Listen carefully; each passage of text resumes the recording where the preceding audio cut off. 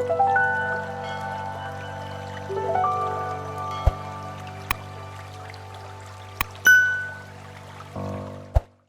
right, welcome to my podcast. This is episode 4, and I have with me Jessica Witmer. Hello. And I was hoping that you could talk about your business a little bit. Okay. Yeah, sure. I have a hypnosis business. The name of my business is Heartsong Hypnosis here in Angola, Indiana. And I love it. I was certified in 2018 through an organization called the Wellness Institute. And the process I'm trained in is really, really cool. It's really unique. It uses a regression-based hypnosis to help people kind of unblock from things that have kept them stuck. So it's a very amazing process. I love that. Yeah. What made you decide to do this? Well, it's funny because when I first started thinking and talking about going through a hypnosis certification, I was thinking, oh, I'll do, smoking cessation and weight loss and just sort of your basic things like that. And I looked online for some different certifications and I found this one and didn't really know exactly what I was getting into, but I signed up for it. It was, the training was held at the Cleveland Clinic. So I thought, oh, that's a reputable place. It looked like it would be interesting. And so I signed up for it. It was 6 days of intense training. And when I got there, it was funny because it was so similar to modalities I'd already been trained in my sort of past, I put this in quotes, past life in Christian ministry. So it was so similar to some of the things I'd already been trained. So it was sort of one of those synchronicities that kind of got pulled into it and ended up loving it. And yeah.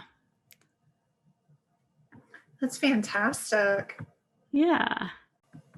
So this is a podcast about awakening.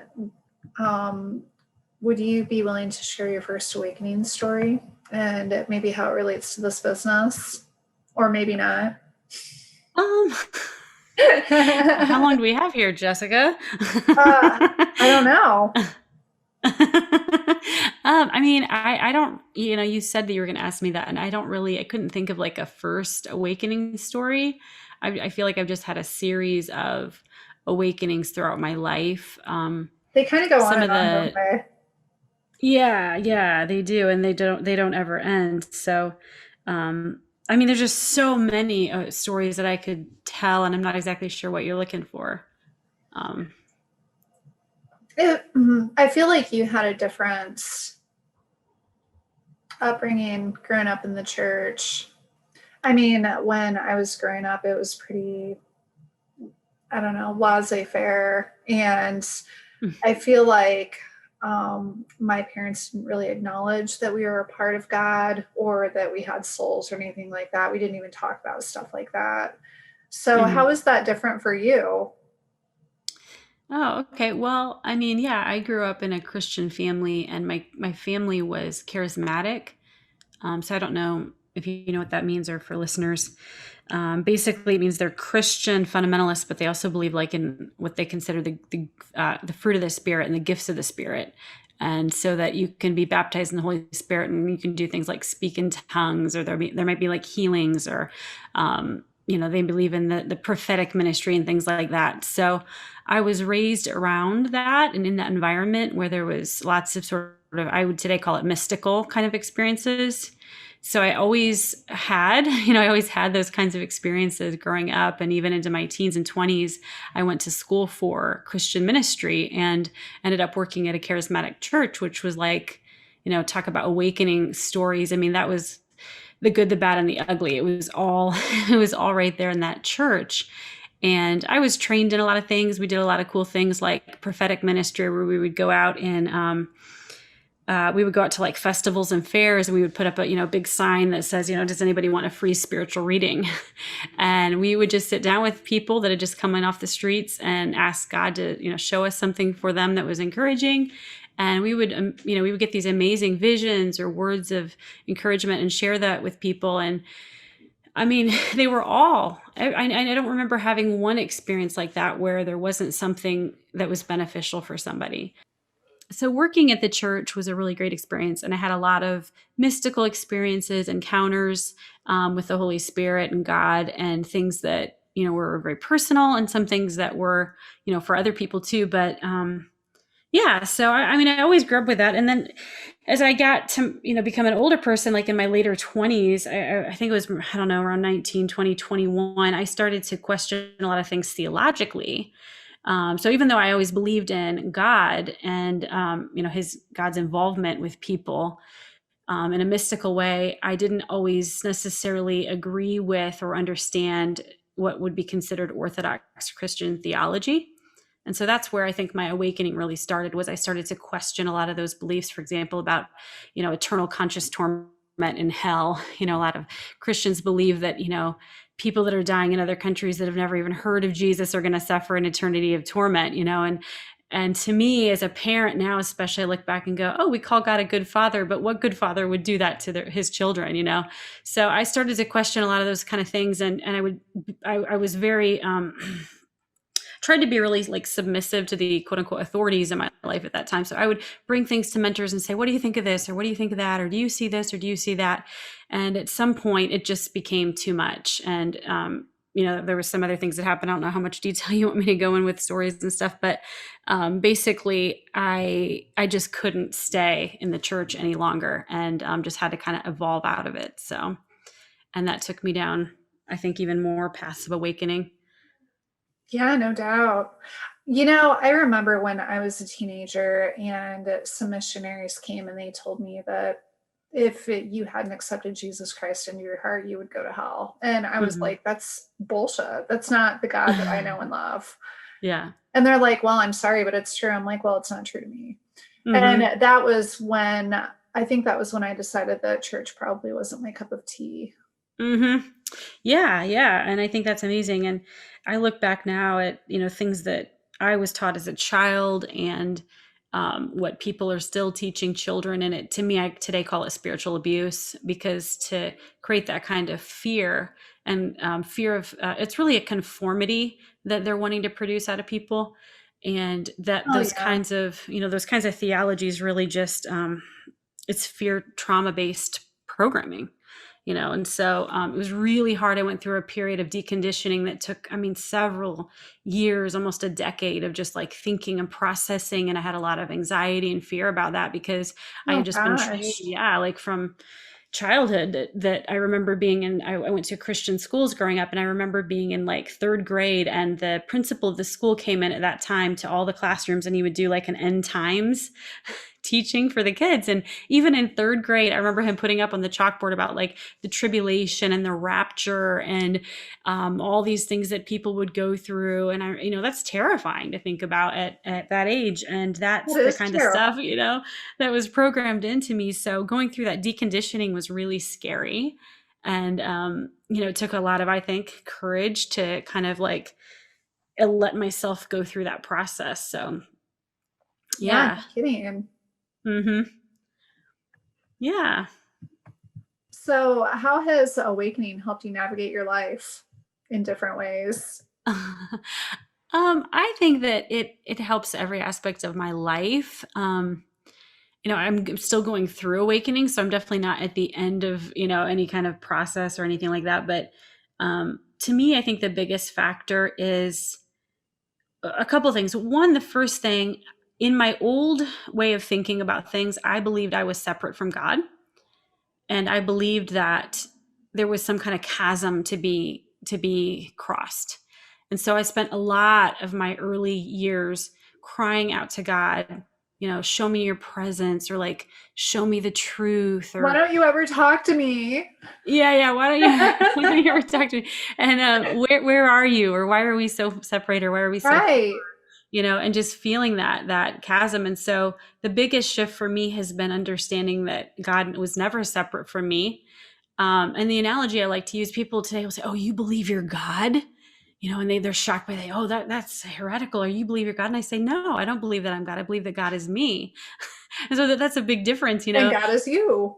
Right, right. And so, and even today, I like to use the analogy like, with my children, I have 3 kids, and I carried my son. He was my first child. And, I looked at my belly, I looked at my abdomen, my womb area, and there was nothing there, And then all of a sudden, after this experience of love, all of a sudden there's something growing inside of me, and that being that became a separate being from me literally was coming from me and out of me. And it came, he in that sense is me. He took all of my minerals, he took all of my energy, he took of me to become who he is. And that's how I see the creation, and we are all a part of that, is that we were in God and we emerged out of God, just like my children emerged out of me. I love that. And so there, there's something about that that's really profound and beautiful. So yeah, so some of those kinds of thinking shifted big time. And so I don't know, I no longer spend hours and hours crying out to God, like, show me who you are, because I feel that closeness now. I know that God is with me and in me and is operating through me and as me. And so there's a intimacy in that way. Do you feel like you're getting guided throughout your days?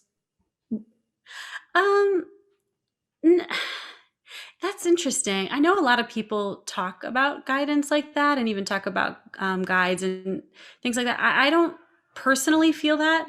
I conceptualize my experience with the divine more as the divine is living through me and as me. So I just live my life, and I don't feel that need for something necessarily outside of myself anymore. Does that make sense? That does make And sense.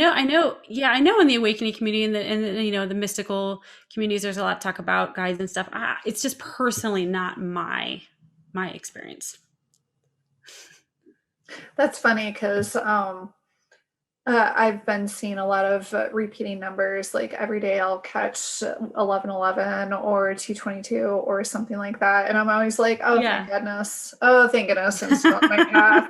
And maybe Yeah. people that aren't as secure in what they're doing look for stuff like that, because I feel like I've Yeah. just always been seeking and searching, and I'm like, am I doing it right? Am I doing it right? Oh, okay, great. Yeah. No, I get that. I actually have seen numbers like that before. I remember like, so 5 is my favorite number, and I remember driving in my car with my now husband and seeing the numbers on my mileage turn over to 55,555, Oh, right when we wow. were driving somewhere. And I was like, oh, that was a sign. So I mean, definitely I've had experiences like that where I felt like there was a sign or a synchronicity, for sure. So yeah, I definitely have experienced that. That's awesome. So would you be interested in sharing an experience of the dark night of the soul? Yeah, man, I've had a couple of those. I think my biggest dark night of the soul, I've never really talked about publicly, but I think I would like to share it briefly. So when I worked at that church, I was, like I said, on staff there in the pastoral ministry and really involved, and I was a worship leader. And um, I really had committed my life to the organization and to the people there. And I would say I loved the people there. I loved working there, but there was a lot of things in the church leadership that I started to see more and more that were just really dysfunctional. In fact, I had been handed a book by one of my mentors called The 5 Dysfunctions of Team, which you could probably Google it and find it. And I remember reading about that and going, oh my gosh, this is so what's going on. And the senior leader at that church would openly admit that he was on medication and that he had siblings that had bipolar and that his mother was abusive. And Oh and man. he really, yeah, he really struggled with things and had a legacy of broken relationships, and just lots of people that had written him letters and just tried to they believed in his charisma and his gifts, but the relational aspect was really, really broken. And so, as a young woman, just in my early 20s, I think I was 21, 22, when I started to see some of this stuff, and just fresh, out of college, and um, totally inexperienced and sort of naive about that kind of stuff. I remember that my best friend at the time decided to be a missionary overseas. And so she and her husband took their family and they moved to Australia. And we were really good friends. She was the maid of honor in my wedding, and she left right after our wedding, like to go to Australia. So this was in September. We were married in September. And so what, a couple months later, I remember it was New Year's, or not New Year's Eve, but it was Christmas Eve.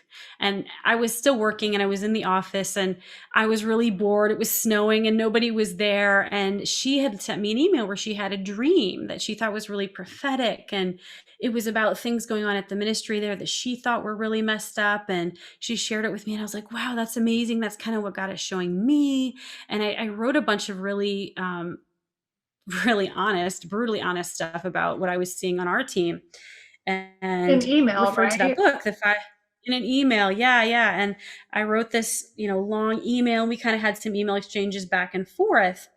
Didn't think anything of it, went on with my life for a couple of months. And then several months later, I was called into a meeting. And it was a staff meeting, and this senior leader who was always really, it's hard to explain, but maybe he was really unpredictable. Like you never knew what to expect, what he was going to do or say. And so in that way, he was very intimidating. And I remember he called me into his office and there was several other people there, but they were really quiet and they were just acting kind of strange. So I just sat there very quietly waiting for the rest of the team to arrive. And he brought us in and he sat us down at this table, the board table or whatever. And we were all just sitting there, and the mood in the room was really, really kind of, scary, intimidating. And I had no idea what was going on. So finally, everybody arrived, everybody sat around the table, and he started passing out, stapled, all these email exchanges back and forth between my best friend and I. And at You're the kidding top, me. no, and at the top of the email, it said, I guess, and I didn't know any of this, but she was in the process of leaving that church and having to come back to the United States. And the minister of that church had collected all of the data on her computer and her husband's computer. And her husband, meanwhile, was dying of leukemia. And so everybody in the church had been rallying around and praying for them and just really hoping that he would recover, and all this kind of stuff had been going on behind the scenes. And I knew very little of any of that. But he sits everybody down. He passes out these emails. And the first page is an email from the senior minister of their church in Australia where she had been ministering. And it said that this had been confiscated, that these emails had been discovered, and that we needed to be basically removed from ministry because we had the Jezebel spirit. Oh And so my gosh. it was wild. Yeah. And so that was passed around to everybody that I worked with, two of which were mentors of mine that I'd met with every day of my life, or not every day of my life, but once a week for the last, like 3 years of my life I'd spent with these people. And I just was crushed. I mean, No I kidding. sobbed and sobbed and sobbed and sobbed. And I don't even remember anything that was said in that meeting except for one thing. And the senior leader of that church looked around and he acted like something I had done spiritually had contributed to my best friend's husband's dying. And he prayed that anything that I did would be covered by his authority, Oh that my it gosh. wouldn't cause him to die. That's terrible. Man, it was wild. And so, like, after that, my life changed so radically. I was crushed, absolutely broken. And I really, to this day, think I still probably have some like PTSD from that experience. If I saw him again today, I would literally be shaking. And I got pregnant with my son very soon after that. And so everything from that time on just completely spiraled out into a totally different, to a different existence. So yeah, I mean, that was a dark night of the soul. And it took me years to recover from that.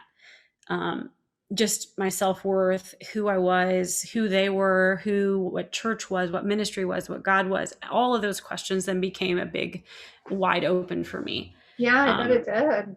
yeah, it was crazy. So that was definitely my biggest dark night of the soul. Um, and yeah, like I said, in some ways it was like the best thing that could have happened to me because it freed me from the illusions that I had believed before.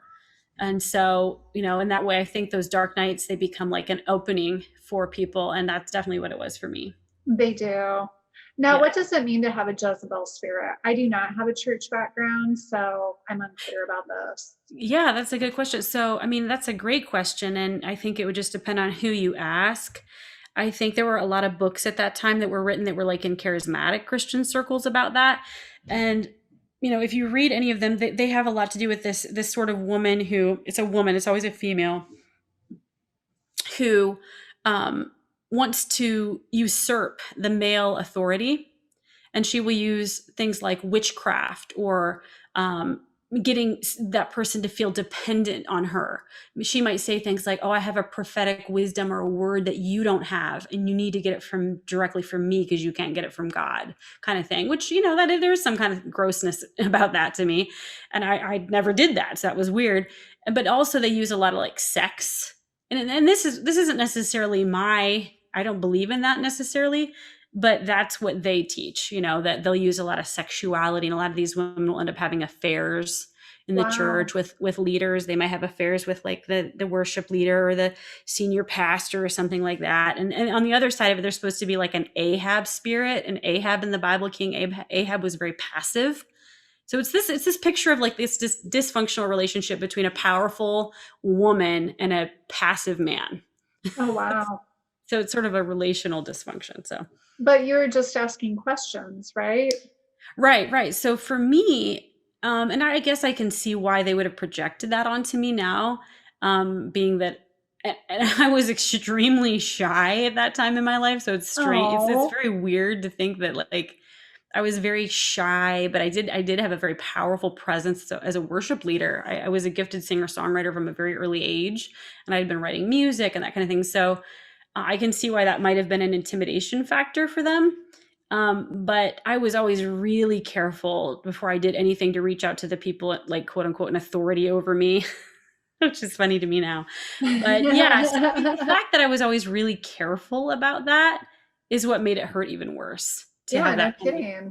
that to be accused of something like that, which in my opinion, I still think that um, there are people out there that can be really dysfunctional and really, kind of want to foster dependence on them. And that's so not me. That's so not my heart. I'm always trying to encourage people to achieve, be not dependent, but independent. Right.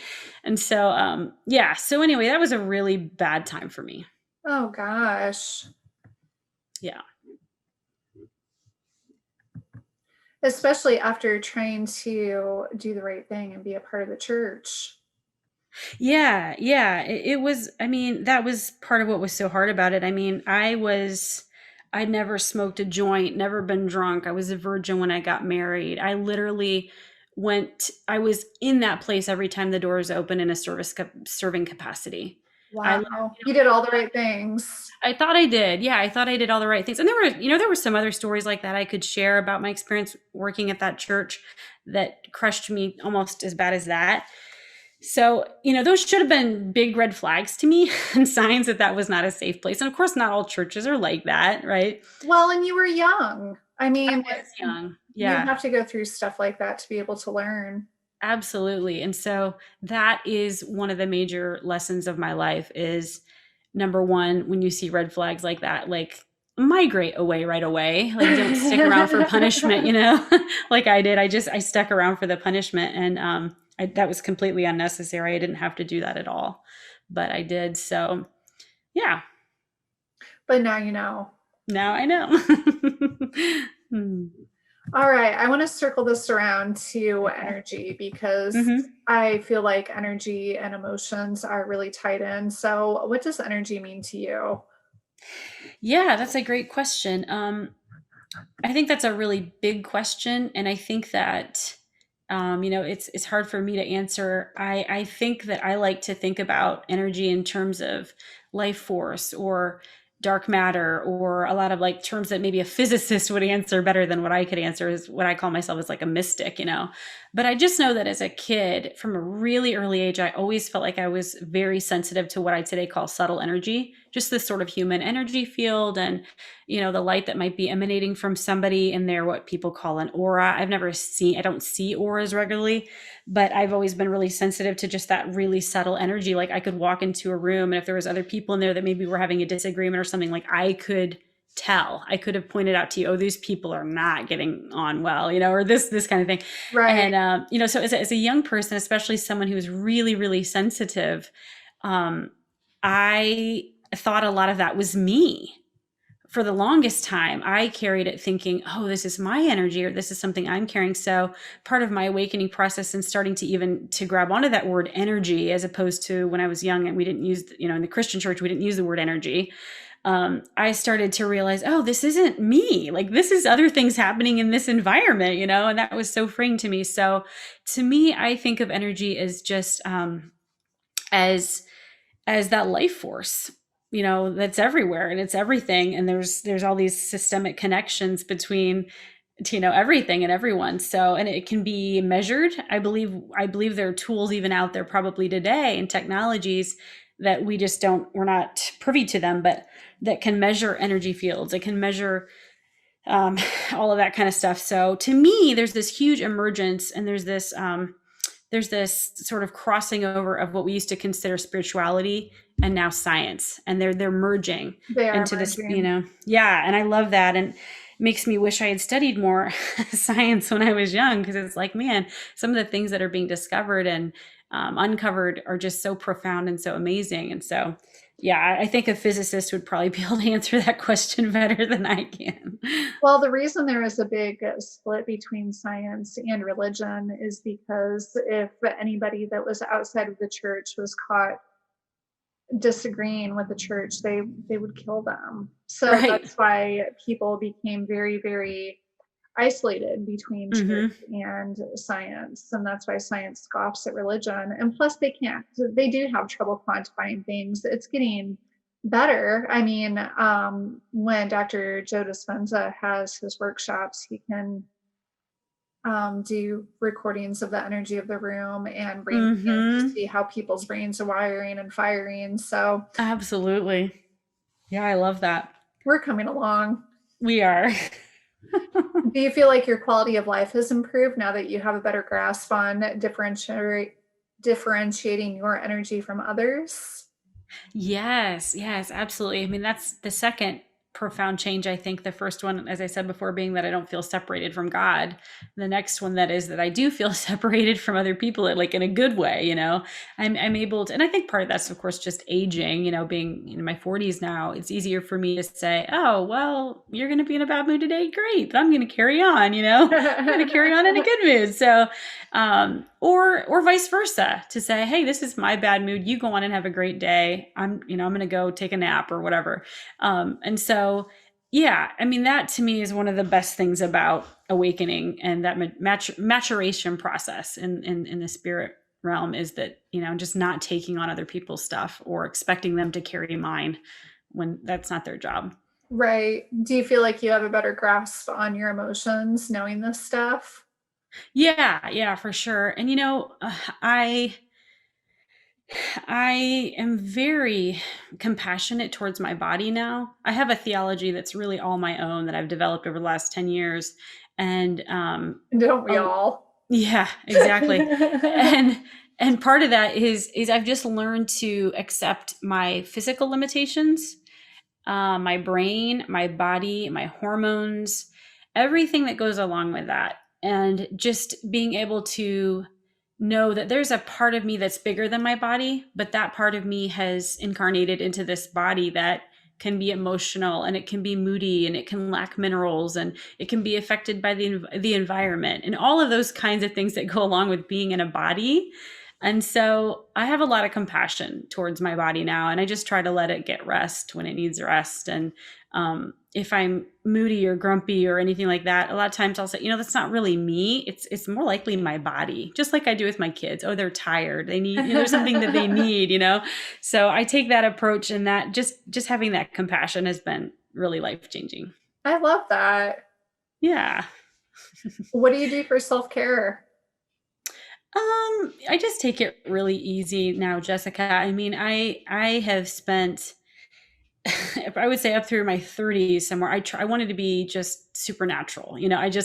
I really hated the limitations of my body. I always wanted to try to Body. push, yeah, my body. Ugh, I'm just stuck on this planet. And and I just was really, I had a lot of frustration in those years because I just wasn't what's that word? I wasn't um I wasn't Accepting. accepting, thanks. There's my brain at work. I wasn't accepting my limitations. And so now I'm just, I'm just going with it. I have limits. I have limitations. I take naps. I eat pretty much whatever I want. I don't worry about any fad diets. I used to do a lot of that. Um, and that was really hard on my body, and I learned that the hard way. So I just take it really simple. I try to live more than ever before. I try to tell myself in moments in the day, this could be your last day on the planet. Oh And it's a God. fact. You just never know. You never know. I think about my mortality a lot more than I used to. And so I I think really that try comes with to, age. yeah, I think so. And so I just really try to just enjoy it for what it is, I love that. Yeah.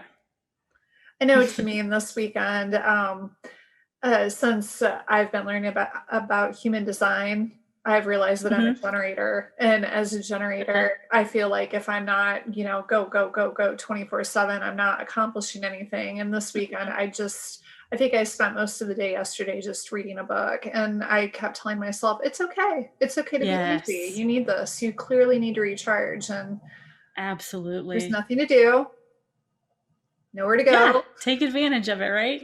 Right. And I don't know about you, I find when I do things like that, like read a book for a day, or yesterday we watched a John Wayne Gacy documentary, which I don't do very often, but um, the next day, or I feel so recharged and so refreshed that I can go back out there and do. But Yes. if I don't have those bookends in my life, I crash and burn so fast. So Well, yeah, you're no use to anybody else if you're grumpy and out of sorts. absolutely. Yes. Do you have any insights from your own personal journey that you'd like to share? Um, Insights. Wow.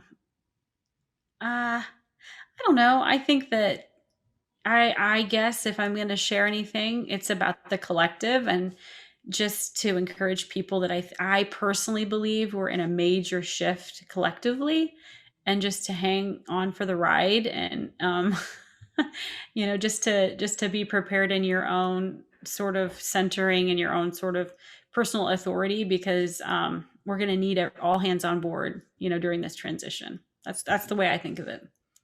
I think you're absolutely right. I think we all volunteered for this. Yeah, absolutely. All right. Well, thank you so much for being a part of this. I'm really looking forward to all the feedback that we get from this. And you're such a gift. Oh, yeah. Thanks for having me, Jessica. I really appreciate it. It's been fun, and I look forward to talking to you again. Heck yeah. Thank you so much.